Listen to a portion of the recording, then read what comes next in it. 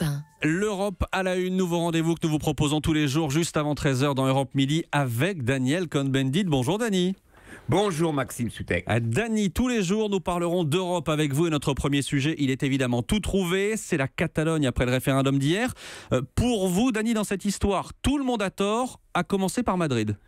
Exactement. L'aveuglement du pouvoir à Madrid, donc du Premier ministre Rajoy, eh bien cet aveuglement est catastrophique quand on voit les images de violence de la police pour des citoyens qui veulent voter, même s'ils ont juridiquement tort, puisque la Constitution espagnole leur donne tort, eh bien ces images-là font le contraire, ça ne pacifie rien, et je crois qu'aujourd'hui, l'Espagne et le gouvernement espagnol est dans un angle mort, et je crois que si ils ne relèvent pas la tête, eh bien, parce qu'il faut savoir que depuis 1934, la Catalogne s'était déclarée libre de la République et qu'il y a des blessures profondes dans l'histoire espagnole et que Rajoy rajoute du sel dans ces blessures et ça ne peut pas continuer. Alors, le pouvoir central à Madrid a tort, dites-vous, mais pour vous, les indépendantistes catalans aussi ont tort.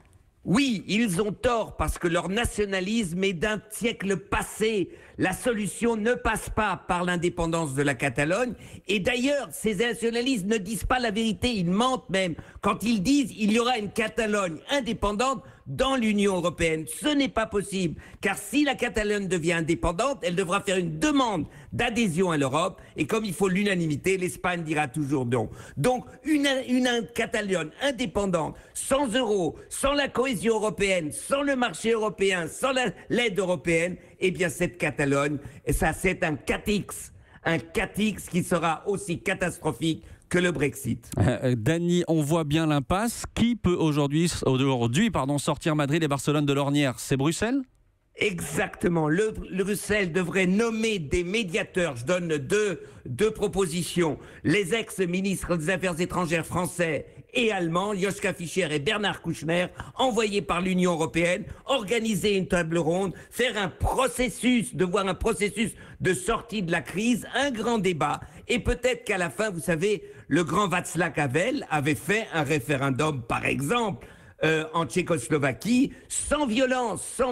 Eh bien, je ne sais pas s'il faut un référendum, mais en tout cas, la guerre civile en Espagne ne doit pas avoir lieu. On a connu ça, l'Europe a connu ça, et c'est à l'Europe maintenant, et même au président français, de ne pas dire simplement « Monsieur Rajoy a raison ». Non, il a tort de la manière qu'il le fait, les Catalans ont tort, et l'Europe doit faire entrer la raison par une médiation, une table ronde et voir ce qu'on peut faire dans l'avenir. Dani, un petit mot de sémantique, vous parlez de catix ou plutôt de catalexit, c'est comme ça qu'on pourrait dire?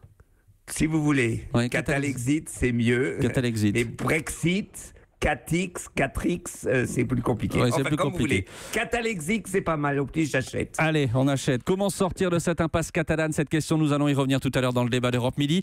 Merci Dani et à demain dans Europe Midi. Europe